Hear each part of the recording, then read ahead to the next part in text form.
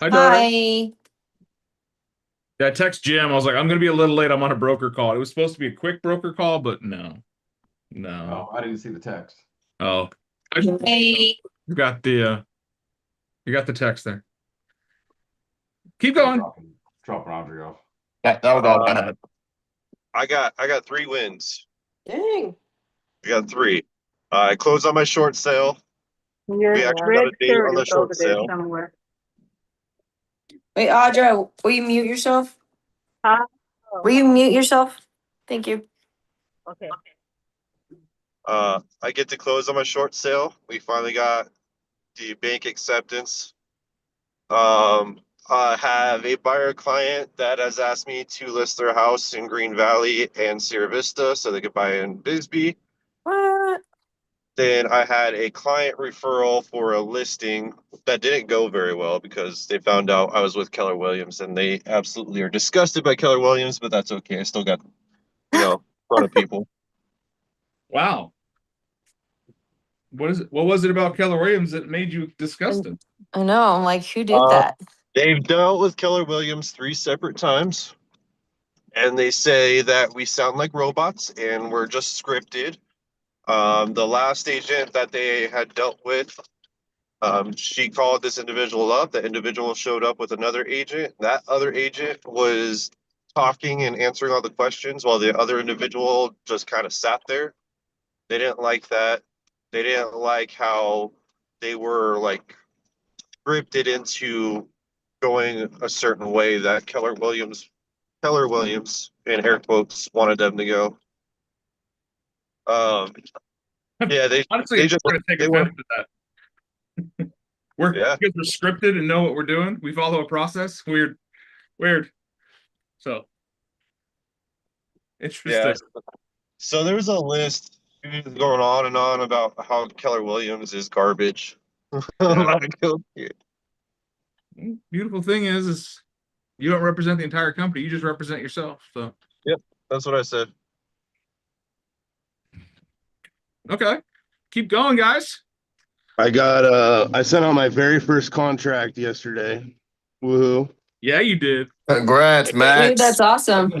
Thank you. And then I told you guys last time that I cold called an Airbnb. I'm not an Airbnb, but a bed and breakfast hotel and got a listing appointment. Well, I got my second listing appointment cold calling off of the Mojo list this weekend. It's in town in Sierra Vista. It's a little house. And I kind of used the, pressure points on why she wanted to move out of the state. And I was like, well, if it made sense, let me just come by and give you some numbers. Let's do it. And so that went good. And then I've been doing a lot of buyer consultations too, which is really nice, and showing homes. I'm showing more homes today with qualified buyers. I've gotten some pre-quals, so hopefully some more contracts are coming up within the next couple weeks. I'm excited.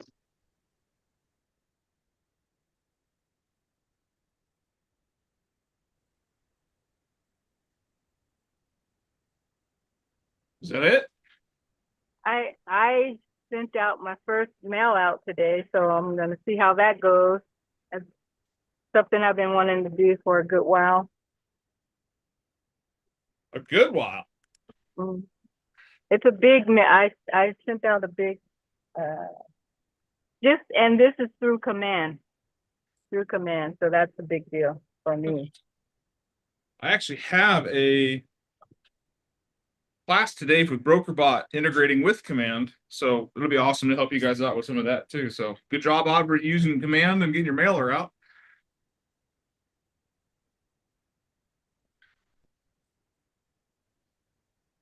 Is that all? I negotiated a $15,000 additional seller credit and a free gourmet kitchen upgrade for my client's new home. Ooh. Fancy. There's about $26,000 in additional stuff. There you go. I'm I'm blown. working on, oh, go ahead. Sorry. No, go ahead. Oh, I'm working on finalizing the paper and stuff for first listing next week. Again, please cut out to the end. I'm Oh. doing my paperwork and finalizing everything for my listing for next week. Nice. Cool. Listing next week. It's my first one. Heck yeah. Where's it at? Aho and I-19. Okay. All right. Good wins today, guys. So far, good attendance roll. It's good to see Liz sitting at a desk and not driving. Look at you. Look at you. I'm finally back in town, so this is nice. Welcome home. Thank you. So the phone call I got this morning is actually something we could talk about. I can't really share the phone call because, well, my recording hasn't primed and it's kind of a boring recording, but it goes into agent professionalism. What do I mean by agent professionalism? It's pretty I'm in simple. trouble. Huh? Then I'm in trouble. You're not in trouble, no. When you're filling out a contract, is it important to get it accurate? Yes. Everyone should be head nodding, yeah. Like, Yes. like what was that guy's name? It's not Ludacris or Ja Rule. The other Busta Rhymes. Break your freaking neck, right? So yeah. Fill it out correctly. Well, does that mean also you might want to put the seller's names if you know it on the contract? Yeah. Yeah. Does that mean you also might want to fill in the listing agent's information on the contract if you know it? Yeah. Every time. Yes. Yeah. Does that also mean that you should probably follow the contract and deliver earnest money to title at the earliest convenience of business day? Yeah. Yeah. And if you can't have good communication, Here's all of this, right? Does that mean that we could just submit our offer via email, never call, text, or respond to a phone call to the listing agent ever? I mean, I no, guess you could, but yeah, should you no. would. You could, but then the broker gets involved. Yeah. It's not fun. Not that I don't mind protecting my agents, and some of you guys know I will fight tooth and nail to protect you. And then they get salty.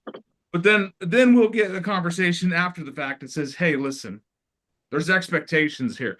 Professional standards, right? Do the contracts correctly. If you're not sure, you should be in a class.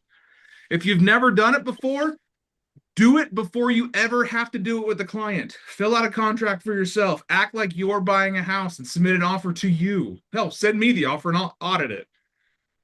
Max has sent me probably 15 or 20 practice contracts. And he sent this one contract out yesterday, and I'm sure it doesn't feel good to be like, hey, you missed this. One little tiny thing. Yeah. But here's the thing. I don't want to nitpick and point out tiny little errors to make you feel bad. I want to nitpick and point out tiny little errors so you don't make them again.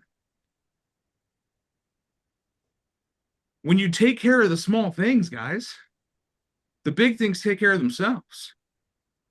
I can tell you, I have 100% gone with a different offer that was not as financially advantageous to my clients because the offer was more intact. I have done things that don't make logical sense because the contract was complete, the agent was professional, and I knew that the transaction would be a little bit easier to navigate. Now, it's not always going to be that way. We're in a hurry, right? We do a lot of things. Real estate agents work 9, 10, 15 hours a day. And sometimes you're in the middle of 9 other things when you're putting an offer together. And it's just going to happen.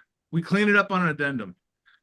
But professionalism means answer your phone. Work it through with the other side. This is not a blind sport. This is not a send it and forget it type of environment. You can't just, all right, we're good. When you put an offer in, guys, call the other side. At least text them, hey, we got an offer out to you. Did you get it? If we're not doing that, why are we doing this business? Another thing is, don't be fragile. Don't be so sensitive that you can't take criticism and feedback. I appreciate when people are bold enough to tell me where I messed up. Nitpicked me. Told me I made a mistake. Because what it did is it put a flashlight on something I need to look at again. Make sense? So that was my little retort this morning, is just saying, hey, document integrity, process integrity, professional integrity. I don't care in what order you do it. I don't care if you put the contract in purple writing, but if it's filled out correctly and you follow the process, you're going to be okay. Even if you have to cancel the contract over something minute, I would rather see it done professionally as if it were $1 million transaction, and not that you threw it together last minute, putting your makeup on in the Starbucks line, driving with your toes. Jessica. I did that one time, Dad. Yeah, my makeup was messed up yesterday when I fucked up. It's all right. You look like a clown with your mascara running like that, Max. I really get excited when I hear people say about Keller Williams or about Dan's group of agents or about anything that I have a touch in, that it was the easiest, it was the best, it was the smoothest, it was the nicest conversation, transaction, interaction, deal ever. Man, they've never had a coaching call with you. Not yet. Some of us pay for that joy. I need to be punched in the face. That's why I like it. Yeah, but I love. You and me both, Jim. Yeah, but here's the thing, Christina. How many times have you been told that you were the best agent they've ever worked with? Is this right before or after? No. Before Okay. last week. Lots of times. Lots of times, right? And it makes you feel good, right? Man, you made this the easiest deal. I can tell you, Mikey's had hundreds of those conversations. This is the best transaction I've ever had. You were the easiest agent to work with. And there's a couple out there that are absolute bags of gummy wieners. I should have never thrown those bags away. That was the best prop we've ever had sent to me. For those of you who don't know, one of the agents that we have nicknamed Salty sent me a gummy bag of male appendages as a giant middle finger. You ever heard the term eat a bag of blanks, right? So that's where that joke. Was this after the Salty issue? Oh, no. This was 2 years ago. Yeah. This was when another altercation happened with the same agent. That's why they got the nickname Salty. It was the same person, the salty person in the. Yeah. Oh no. Somebody needs a hobby besides real estate. Yeah. Saying. That's what we've been saying. Even then, you're going to have a fantastic run. You're going to have some good agents. You're going to have some great conversations. You're going to have more people saying you're the best agent they've ever worked with. You're still going to have the ones that are salty about it. You're still going to have the ones that send you a bag in the mail, right? And that's okay. One does not define the entirety. So my job is to make sure that you have more of those. Man, this was the best transaction I've ever had. You made it so smooth. You took care of everything. Because when we do that, do we become referable? When we do that, do we have agents on the other side that say, man, work with this guy. Work with this chick. She killed it. Audra was the best. She did so much. This last month, 2 of our agents got bonuses from clients that weren't even our clients because they did such a great job. I mean, our That's current freaking cool. our current transaction was because I worked with an agent 2 years ago, and I mean they went with everything we offered because it was such a smooth transaction back then. Yeah, both of the agents that I worked with said I was a good, it was fun, it was nice working with you. Even if you don't have it totally smooth, like there's 2 agents out there that I've had to like hold the line with, right? And we had some back and forth and dispute, like, but kept it professional, stuck to the contract. And I see him out and about at events, and it's like buds, you know? So it was just business. Do professionals hold grudges? No. I mean, we may poke fun and have jokes, but when it comes down to it, if someone were to send me an offer, if Salty were to send me an offer, or if I were doing something on their listing, I would 100% handle it professionally. Agreed. Same. I mean- but if the tables were turned and Salty sent me an offer, I'd know how Salty works now. Exactly. Exactly. This is what I want to showcase here is it becomes professional. Now it creates the situation Eric had, where now they define the entirety of a brokerage based on the actions of a few. This is a problem. There are 300, 400, 500 agents in Southern Arizona that are Keller Williams agents. Our broker, maybe a brokerage close by, but the aggregate is they all hear Keller Williams. They don't hear Keller Williams Integrity First. They don't hear Keller Williams Arizona Realty. They don't hear anything other than Keller Williams. So our jobs become harder when people don't learn. I have openly said this to some of my management, to my leadership, about agents that do not want to learn, do not want to grow, do not want to do the right things. I don't want them. I don't care how much money they're bringing in. I don't care how many deals they close. This is why Keller Williams gets the stigma of being robotic and routine and stuff, because we're all like-minded, right? Every one of us could sit across the table and have disagreements. We probably all disagree on something. Jim says that California's got the best Mexican food. We all know he's wrong. Yeah. But when it comes to doing business, we all have the same standards. It's not a Keller Williams thing. It's a professional standards thing. Has nothing to do with the color on your shirt, the brand on your business card. Has everything to do with the individual and the people in my organization, my tribe, as we call you guys. I love that. My tribe, we're held to a higher standard. I expect higher things, because when you elevate your standards, you elevate your service, you elevate your income. What's the difference between a $100,000 transaction and a multi-million-dollar transaction? Just the Couple commission at the zeros. end. The zeros, yeah. It's the same transaction. It's the same paperwork. It's the same process. Is the expectation of standards higher? Nope. Shouldn't be, right? Shouldn't be. A lot of people think it is, though. Oh, this is just a mobile home. I don't have to be world class. If you would do it for a $2 million listing, why aren't you doing it for a $500,000 or a $5,000 land piece of deal? Take care of people. Show up. Danny Roth is one of my mentors when I came to Keller Williams. He was the #1 agent in our office. He was the #1 independent agent in the city. And he himself sold 300 houses a year by himself, not counting his team numbers. And Danny said, nothing's a waste of my time. I treat a $60,000 tract home or a manufactured home the same as I would a multi-million-dollar listing. People are people. You treat them like people. He said, one of my biggest clients was a $60,000 trailer that no one wanted. And I said, yeah, absolutely, I'll take care of it. Not realizing that the people that owned it owned a ton of rental properties. This was just one of their lower end ones. He goes, I wound up doing almost $1 million in GCI with that family alone. That's not $1 million in sales, guys. That's mean he made over $1 million from that family alone, because he treated them no different than everybody else. Took care of it, was professional, stayed on top of it. Now, Danny Roth worked maybe 30 hours a week and sold 300 houses a year. Dude is an incredible setup business, all the standards. But when he was on, he was conversating every day, 20 people a day, conversating every day. The process was the same every single day. Every contract was the exact same. Every process, the exact same.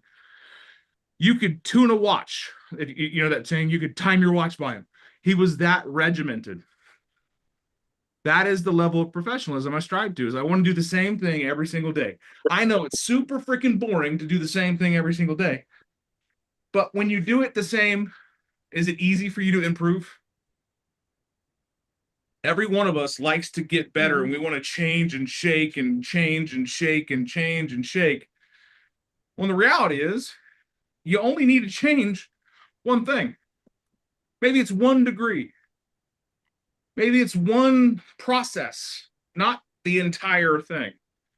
Don't throw the baby out with the bathwater. Change the soap. Change the time. Doesn't have to be a complete restructure of what you do. Just needs to be a little bit better.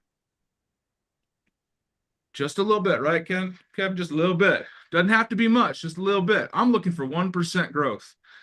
If we all got 1% better professionally, personally, financially, spiritually, physically, what would it look like in the next year?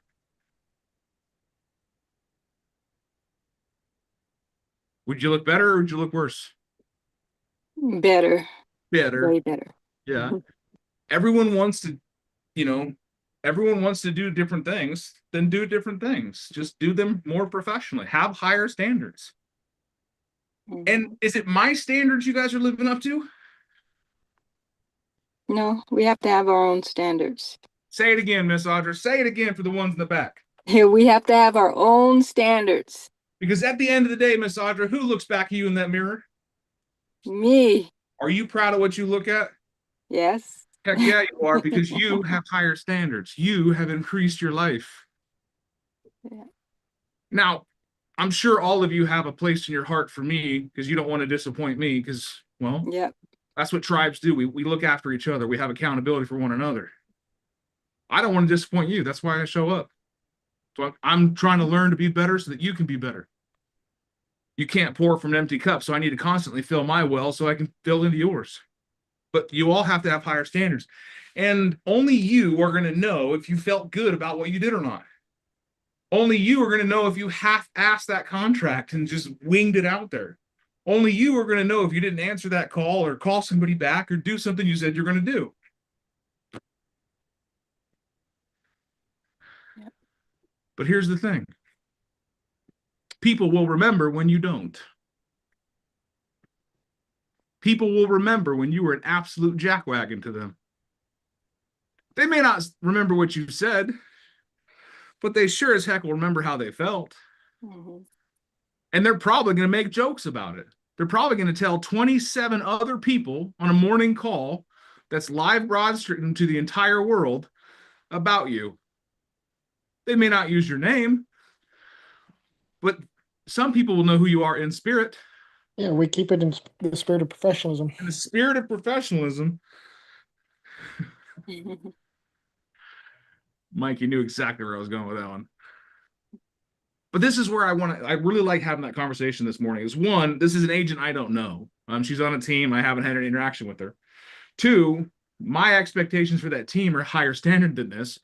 And three, I went to their transaction coordinator and said, hey, were you a part of this transaction? Because I don't want to instantly come off and say, you guys suck, you did it wrong. I want to find out what happened because my expectations or my understanding of their standards is higher than the execution here. So I'm going to find what's missing. Clearly, something is off.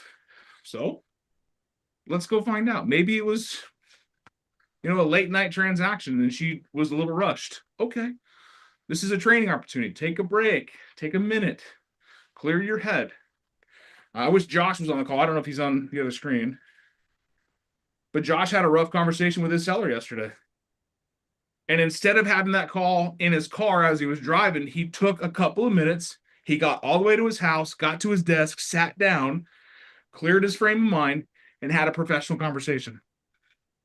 It wasn't a fun conversation, but he was in a position to have a better, higher standard call than just trying to wing it as he goes. Just like if I know I'm going to have an absolute jaw jag of a conversation, someone wants to verbally punch me through the phone, I want to be sitting at my desk. One, because that's the best place for my recorder to pick it up. And two, this is like my fortress of solitude. I've got my graffiti pictures. No one can hurt me when I have my family behind me.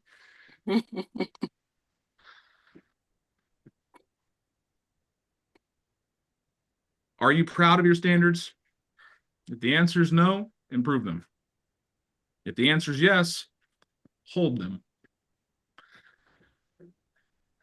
We don't always get what we want in life. We do, however, get what we must have. Think about that. So, what stood out to you today in our 20-minute conversation?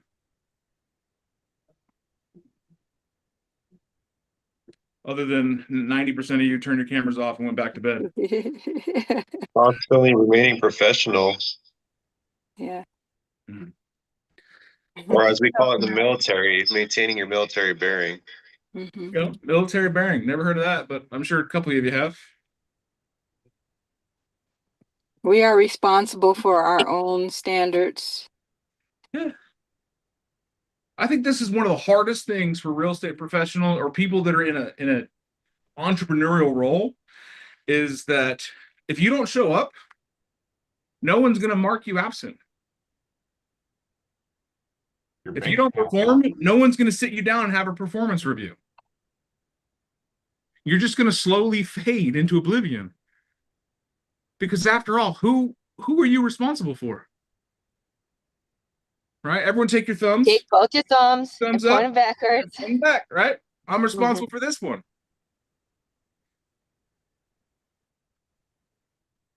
Christina knew it was coming. She's, I'll take your thumbs. The good thing is my standards are so known that people remember them. Mm-hmm. Now, I have been known to do some outlandish things, but when it comes to certain aspects of my life, they're non-negotiables. I'm excited to see more professionalism. I'm excited to see more activity. I'm excited to see more transactions because you decided you wanted more. Not because I motivated you. And I know I can be a motivating hell son of a bitch, but if you don't show up, do you get motivation? Right? The fountain is on. You must drink from it. But just know that it does not take that much more effort to be professional, to do the right thing. I'll tell you, it takes a whole lot more effort when you get found out not. Because after all, this agent could have spent an extra 3 minutes filling out that contract. Now she gets to have a 30-minute meeting with me. I don't know if that math is in her favor or else, right? I'd rather do it right the first time. My dad always said, Papa was sitting there, he'd say, you know, if it's worth doing, it's worth doing right. Mm-hmm. To I your always whole hated heart. that because I was a lazy kid, man. Disastrously lazy. I would find the shortcuts to everything. And I would wind up doing it 2 or 3 times because I did it wrong the first 2 times. If it's worth doing right, do it right the first time. So, all right. Any other thoughts, questions, comments, concerns? Was today worth your time? Yes. Yes, it was. Most definitely. I love that you guys show up. And just like I put on my Facebook the other day, I am super thankful for those who show up and want to grow every day. This is why I show up, because I know we will grow together. Iron sharpens iron. Steel sharpens steel. I'll push you, you push me. Sound good? Yeah. Together, let's go do more. And let's do